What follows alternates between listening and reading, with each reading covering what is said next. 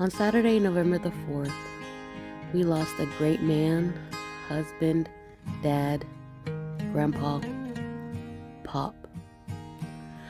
My idea is to create a video diary of sorts to help me along with my healing. And if it helps someone out there somewhere that just happens to come across these, even better. I'm not saying it's going to be professional or maybe even consistent or comprehensive, coherent, whatever big words you want to use. It may be a big mess, but it's something. Hey Dad, good morning. Today is Thursday, January the 25th.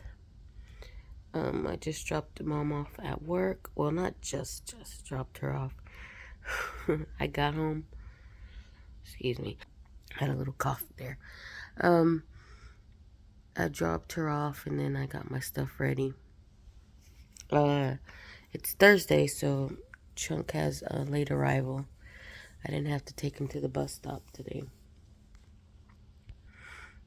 So, like I said, I came in and I got some stuff ready for work.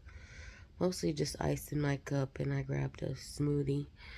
I was pretty tired last night, so I tended to the little ducklings, and I went to sleep fairly early, and I did not make my yogurt with strawberries. So I just grabbed a smoothie that was in the fridge. Of course, I could have taken this time to get that ready or whatever, but now I'm just like, I don't feel like it. But I was watching TikTok last night before I fell asleep, and they have clips of TV shows sometimes on there, and on my page I get a lot of clips from this medical show. Well, there's two different medical shows, and so but there was one where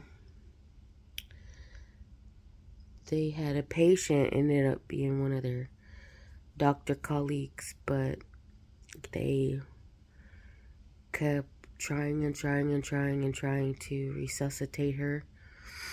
And so, the CPR, and I think towards the end they were like shocking her and stuff. Now, they said they've been trying for 3 hours. I don't know. I mean, it's probably possible. It's a medical show. Then again, it is a show, so either way. And then so I was thinking about that. I was like, 3 hours? They tried for 3 hours? And then I remembered there was one time that you had to go to the hospital and they were performing CPR on you for 30 minutes, which I felt was a long time too, which I was so thankful because they were able to, revive you and whatnot. They just had to keep you under observation to make sure there was no brain damage or anything like that from the lack of oxygen for that long. So then I was like, 3 hours? How's that gonna work out? But I mean, you came back fine, brain wise. That was awkward. But either way, all of that, the whole spiel brings me back to I was thinking and thinking and thinking about when you had passed and they were trying to perform CPR on you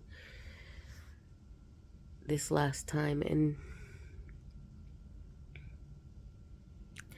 I don't know how right away we told them to stop. And I keep thinking back to that Wednesday that I was here with you, and if I would have, I don't know, if I would have called sooner to 911 to have them come get you, I don't know, would it have made a difference? Because I had that gut, that gut feeling that maybe I should. But then again, you were still able to communicate with me and whatnot. So I don't know. I guess in my head, I was like, no, I'm just overreacting. Because, like I said, you were able to communicate with me still. So I don't know. I think about that sometimes. Like, what if I had called sooner?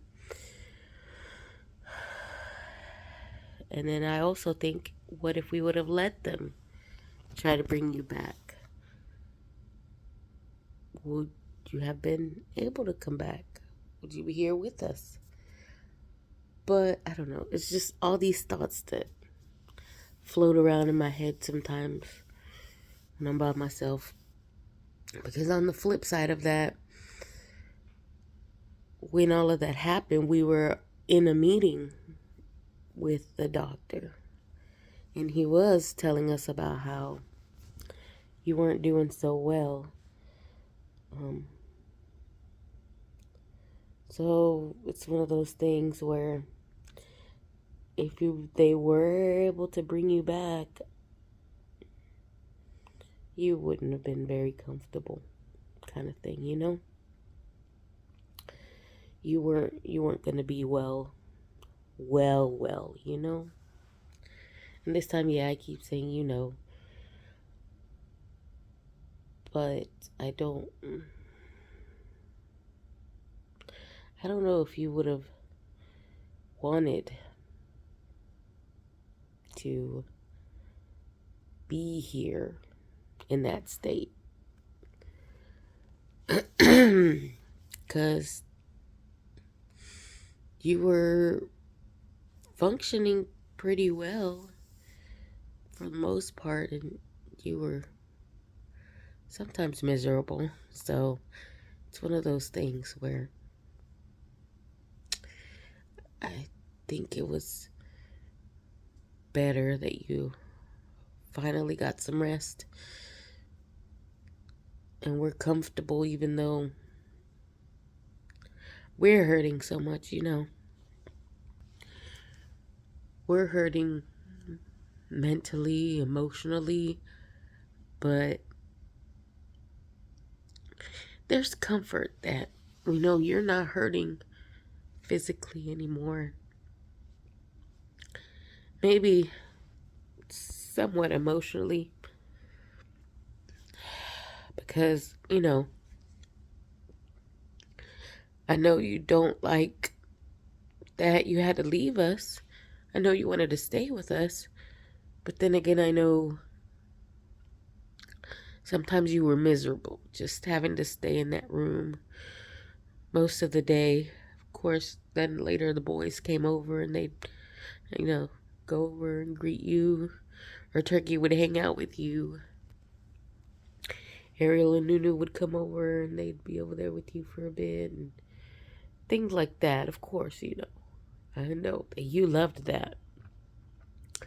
But again, that wasn't an all-day thing. It wasn't a 24/7 thing. There was a chunk of the day where Mom and I were at work, the boys were at school, that sort of thing. And so you were, stuck in your room for a bit throughout the day. And you probably felt kind of helpless here and there when there was something that you tried and tried and tried, but you couldn't, do. Yeah, I know. So, like I said, that kind of helps sometimes to think that you really are better now.